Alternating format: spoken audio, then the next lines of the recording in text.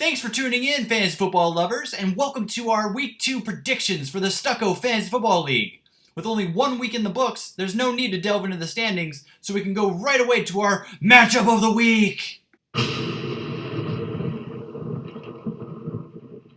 In this week's matchup of the week, we have two of the stronger teams in the league, with Chad squaring off against Strauss.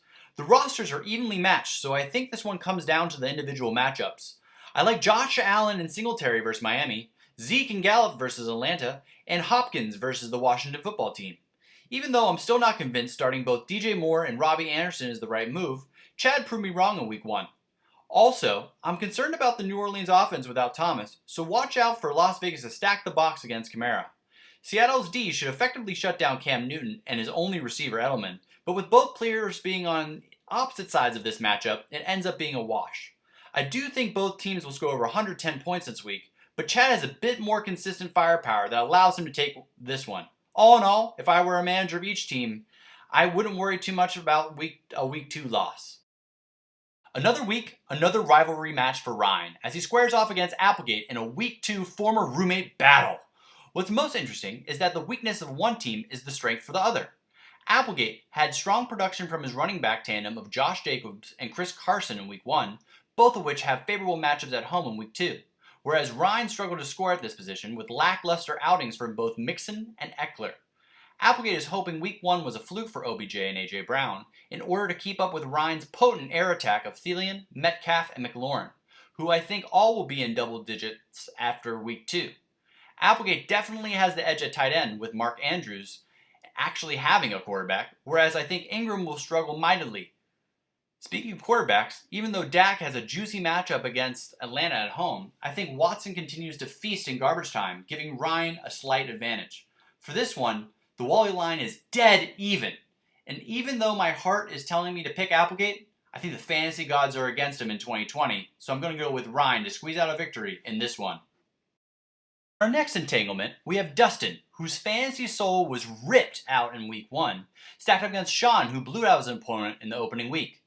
Going down the lineups, I find them oddly similar. Both teams have veteran quarterbacks who are known to put up big numbers in Matty Ice and Rodgers. They both have one feature back and one committee back in Barkley Brown and Drake and Hunt.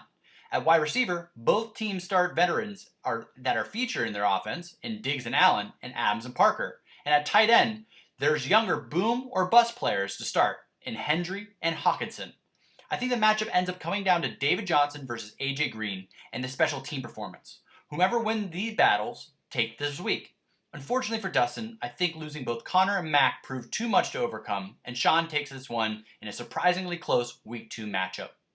And now, here's a word from our sponsors. Are you worried that a loved one might have a problem? Do they spend too much time indoors watching fantasy football instead of going outside and playing? Do they keep saying this is the year, but seem to never win?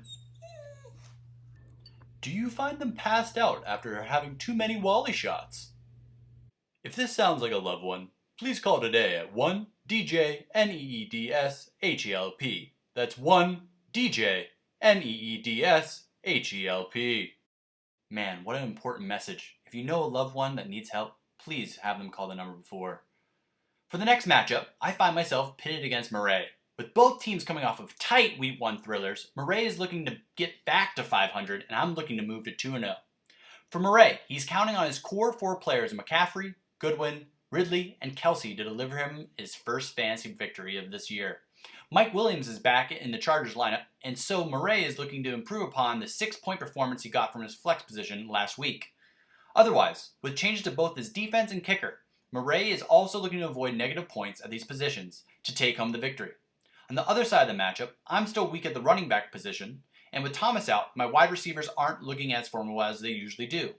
I'll need Emmanuel Sanders and Jared Cook to thrive, as well as a touchdown connection from Mahomes to Hill. Overall, things aren't looking good for me, as I have Murray winning this one and by a wide margin. Week 1 proved a lot of things, but one of those is that there will always be a blowout or 2 each week. I believe LJ vs. Toad will be just that. Lamar Jackson is poised to torch the Houston defense and will put up 30-plus points. I also have a bold prediction that Cooper and Evans combine for 45-plus, benefiting from weak pass defense. My only question mark on Toad's lineup is Kittle, but I think he has too much firepower for it to matter. For LJ, his air quotes guys are once again going to be put to the test. Even though I like Julio Jones and Gurley versus Dallas, I'm still not convinced Chubb and T.Y. Hilton are double-digit scorers in week 2. Another mediocre week for Stafford will ultimately be the kiss of death for LJ, who not only is outgunned at quarterback, but tight end as well. I'm not even going to bother putting a number to this prediction, as I think Toad takes this one in a landslide. In our final Week 2 matchup, the Wally Commissioner is pitted against DJ, my team is ass, Christic. Both of these teams are trying to avoid an 0-2 start and desperately need to right the ship. I have some strong likes, dislikes, and question marks in this one. Starting with my likes, I think DJ's wide receivers Kupp and Lockett have field days facing the Eagles and Patriots respectively. Look for them to go for 30 plus combined. As for Cam, I think Tom Brady returns to his normal form and decimates the Carolina Panthers, and Edwards-Helaire shreds the Chargers D. Both will go for 20 plus. I also think Aaron Jones and Derrick Henry have solid outings, effectively negating each other on the scoreline. As for my dislikes, I'm concerned about both teams' RB2s, Mostert and Montgomery. I think Mostert Week 1 outbursts won't be consistent, and any offense led by Trubisky will suffer greatly from Montgomery. Lastly, my question marks.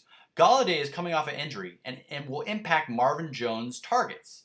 I have a sneaking suspicion Cam will benefit, as Marvin Jones will undercut the Green Bay defense that is focusing more on Golladay. All in all, I think this one is a tight affair, but I think Cam squeaks it out. Thanks for watching, and I'll see you next week.